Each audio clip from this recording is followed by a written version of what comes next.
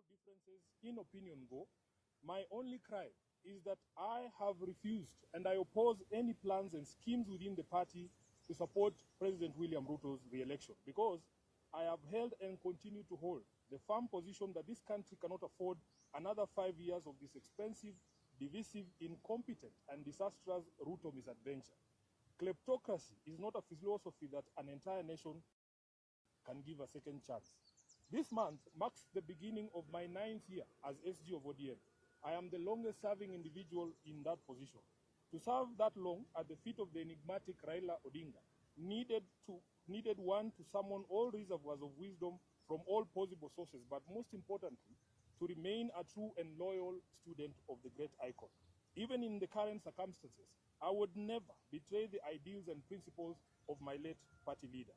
I have served this party with loyalty, diligence, and unwavering commitment because I had a leader in Raila who nurtured young people and young leaders and knew how to bring competing interests and egos into one functional movement. Together, we have defended the Constitution, strengthened internal party structures, and safeguarded the voice of millions of Kenyans who believe in social justice and accountable leadership. My record speaks for itself, and it always will. It is in public domain that my opposition to the party's dalliance with Ruto started long before the Right Honorable Raila passed on. He understood my reasons and accommodated them. It is also a known fact that regardless of what political deals Raila struck with different regimes, he would never have allowed his beloved party to be turned into a mere appendage of State House, where decisions are rubber-stamped after instructions are received from the regime. It is painful to note that sections of the party continue to desecrate the legacy and memory of Raila by turning this party into a theater of the illegal.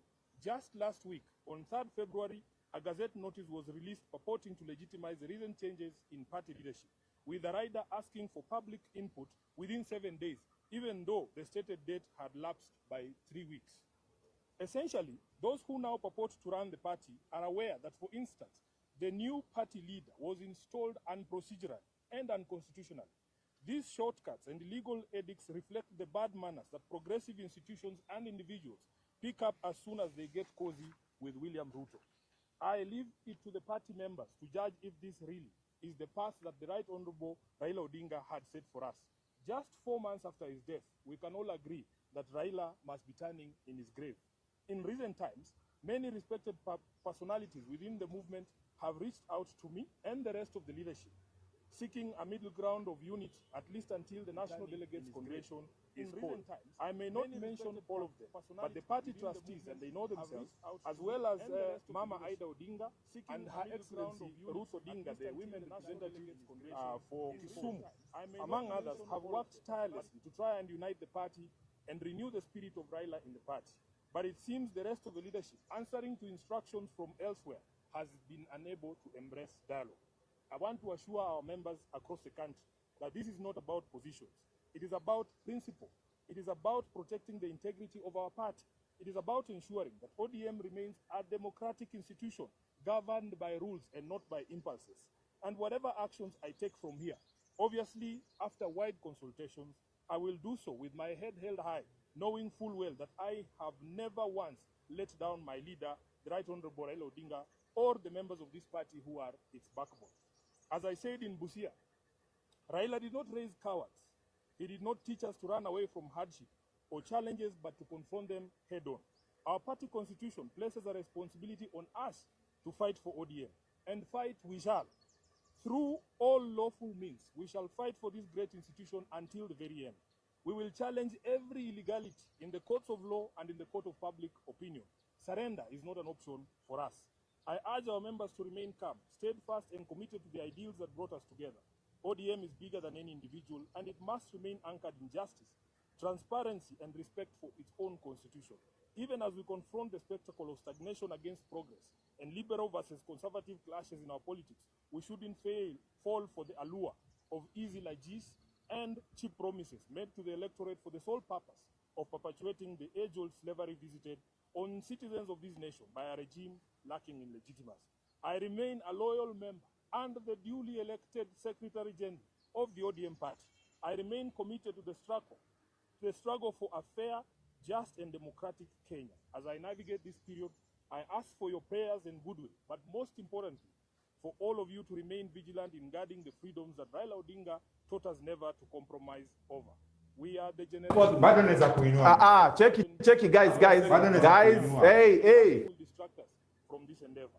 I am grateful to all of you for all the messages of support, and I want to assure you that we will be back to the grassroots bigger and more energized beginning this Sunday in Kitengela. Thank you very much, and God bless you.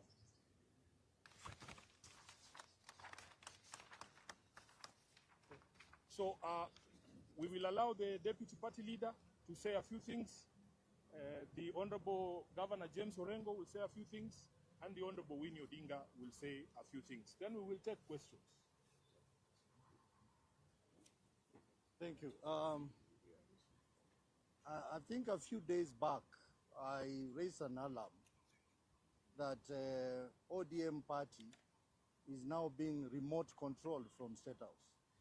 And I also raised an alarm that there is an attempt to do a hostile takeover of ODM party. Now, this was not baseless. I want to inform you that last Friday, I received a call from chairperson of ODM, Madam Gladys Wanga. And Gladys Wanga gave the call to party leader, Oburu Odinga. And Honorable Oburu requested a meeting with me, which we set for Monday. And on that Monday, I requested that meeting I attend with the Secretary General, because it is important that the top leadership of the party discuss. And Honorable Oburu came to that meeting with Junet Mohammed. The meeting was held at Honorable Bosire's house.